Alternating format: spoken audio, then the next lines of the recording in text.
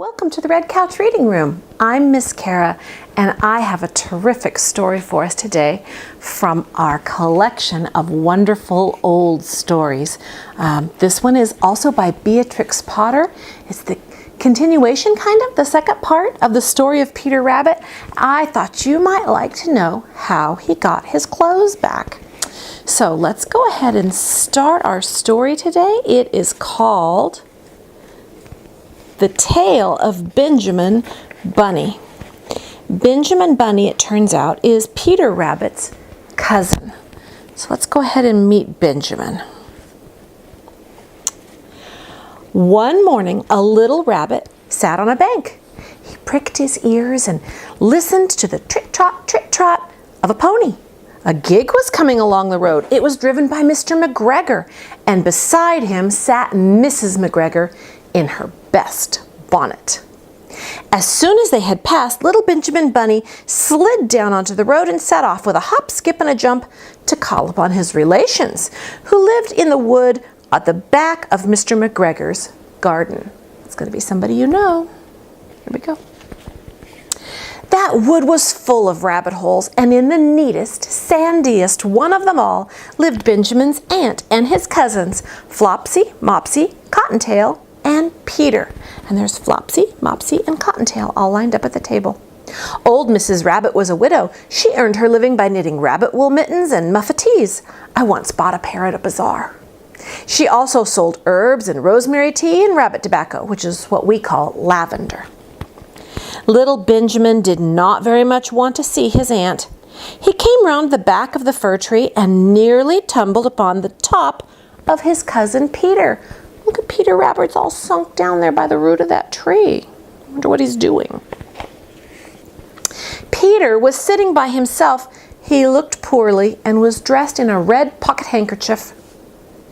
"Peter," said little Benjamin in a whisper, "who has got your clothes?" Peter replied, "The scarecrow in Mr. McGregor's garden," and described how he had been chased about the garden and had dropped his shoes and coat. Little Benjamin sat down beside his cousin and assured him that Mr. McGregor had gone out in a gig, and Mrs. McGregor also, and certainly they were gone for the day because she was wearing her best bonnet. He figured if she was wearing her best bonnet, they must be going somewhere special or far away. Peter said he hoped it would rain. Peter wanted to spoil their outing, didn't he? At this point, old Mrs. Rabbit's voice was heard inside the rabbit hole calling, "Cottontail, Cottontail, fetch me some more chamomile." Peter said he thought he might feel better if he went for a walk.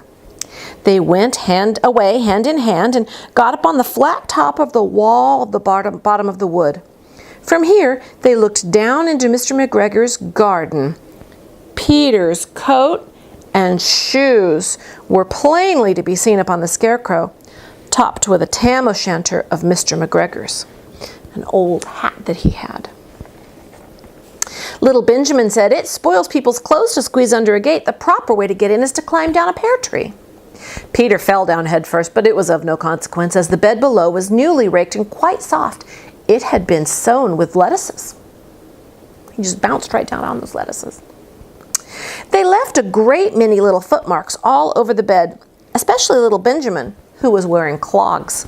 See the little footprints? Little Benjamin said that the first thing to be done was to get back Peter's clothes in order that they might be able to use the pocket handkerchief. They took them off the scarecrow. There had been rain during the night. There was water in the shoes, and the coat had shrunk. Benjamin tried on the tam-o'-shanter, but it was too big for him. Then he suggested that they should fill the pocket handkerchief with onions, a little present for his aunt. Peter did not seem to be enjoying himself. He kept hearing noises. I think Peter was a little afraid because of his last experience in Mr. McGregor's garden, don't you? Benjamin, on the contrary, was perfectly at home and ate a lettuce leaf. He said that he was in the habit of coming to the garden with his father to get lettuces for their Sunday dinner. The name of little Benjamin's papa was old Mr. Benjamin Bunny. The lettuces were certainly very fine.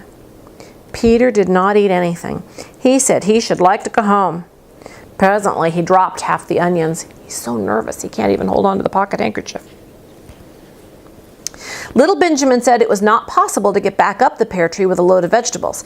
He led the way boldly toward the other end of the garden. They went along a little walk on planks under a sunny red brick wall. The mice sat on their doorstep cracking cherry stones. They winked at Peter Rabbit and Little Benjamin Bunny. Presently, Peter let the pocket handkerchief go again. He keeps dropping all those onions, doesn't he? He's very nervous. They got among the flower pots and frames and tubs. Peter heard noises worse than ever. His eyes were as big as lollipops. He was a step or two in front of his cousin when he suddenly stopped. This is what those little rabbits saw around that corner. Little Benjamin took one look, and then, in half a minute less than no time, he hid himself and Peter and the onions underneath a large basket. They don't want that cat to see them. The cat got up and stretched herself and came and sniffed at the basket. Perhaps she liked the smell of onions. Anyway, she sat down up on the top of the basket. She sat there for 5 hours. I cannot draw you a picture of Peter and Benjamin under the basket because it was quite dark, and because the smell of onions was fearful. It made Peter Rabbit and Little Benjamin Bunny cry. The sun got round behind the wood, and it was quite late in the afternoon, but still the cat sat upon the basket. At length there was a pitter-patter, pitter-patter, and some bits of mortar fell from the wall above. The cat looked up and saw old Mr. Benjamin Bunny prancing along the top of the wall of the upper terrace. He was smoking a pipe of rabbit tobacco and had a little switch in his hand. He was looking for his son. Old Mr. Bunny had no opinion whatever of cats. He took a tremendous jump off the top of the wall to the top of the cat, and cuffed it off the basket and pushed it into the greenhouse, scratching all the way. The cat was too much surprised to scratch back. When old Mr. Bunny had driven the cat into the greenhouse, he locked the door. Then he came back to the basket and took out his son Benjamin by the ears and whipped him with the little switch. Then he took out his nephew Peter. Then he took out the handful of onions and marched out of the garden. Oh, looks like in addition to the handkerchief full of onions, he took some lettuces too, doesn't it? When Mr. McGregor returned about a half hour later, he observed several things which perplexed him. It looked as though some person had been walking all over the garden in a pair of clogs, only the footmarks were too ridiculously little. Also, he could not understand how the cat could have managed to shut herself up inside the greenhouse, locking the door from the outside. When Peter got home, his mother forgave him because she was so glad to see that he'd found his shoes and his little blue coat. Cottontail and Peter folded up the pocket handkerchief, and old Mrs. Rabbit strung up the onions and hung them from the kitchen ceiling with the bunches of herbs and the rabbit tobacco. The end. So she was happy, and Peter had his clothes back, so that was good. But he still hasn't learned to obey and stay out of Mr. McGregor's garden, has he? We'll have to see if there's further adventures.